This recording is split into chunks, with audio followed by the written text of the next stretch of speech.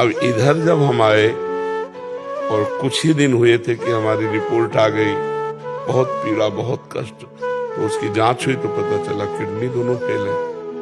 अब हम साधन परायण थे, तपस्या, जितेंद्रियता, नियम, संयम, अब सब होश उड़ गए कि अब तो कुछ नहीं कर पाऊंगा।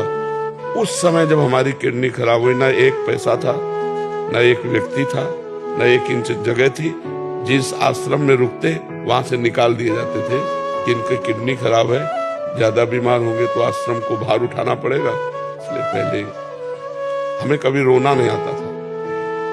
बस जिद्दी स्वभाव, अपने कर्तव्य को निष्ठा से निर्वाह करते हुए क्या नहीं हम कर सकते, हम सब कुछ कर सकते हैं।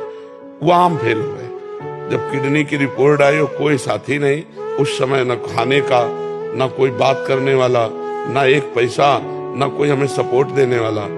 उस समय जब चारों तरफ निराशा ही निराशा थी और एक शरीर जिसके बल से हम भिक्षा मांग के खाते थे, साधना करते थे, उसकी भी किडनी फेल।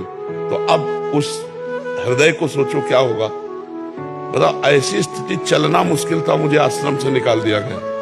तो मैं उस आश्रम के महंत के पास जब गया, महाराज, आओ महाराज, हमने कहा सुना है आपने हमारे लिए खबर भेज दी कि आप निकल जाइए, तो अपराध बताइए। उनका कोई नहीं। उनका कारण बताइए। बोले कुछ नहीं कारण ऐसे, उनका आपको समझ में आना चाहिए कि मैं बीमार शरीर हूँ, कम से कम आपके यहाँ छत के नीचे तो पड़ा हूँ। हमारा कोई भरोसा नहीं है कि कब शरीर छूट जाए, तो कम से कम आप लोगों के बीच में तो। उन्होंने एक शब्द कहा, उनका मैं आपका ठेकेदार हूं क्या?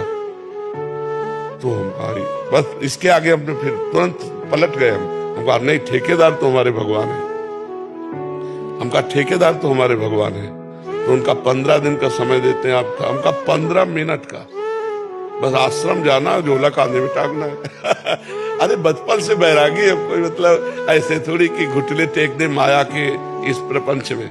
नहीं नहीं, शेर दिल रहे, जिंदगी भर शेर की तरह, भूख, प्यास, गर्मी, सर्दी, हर कष्ट सहना।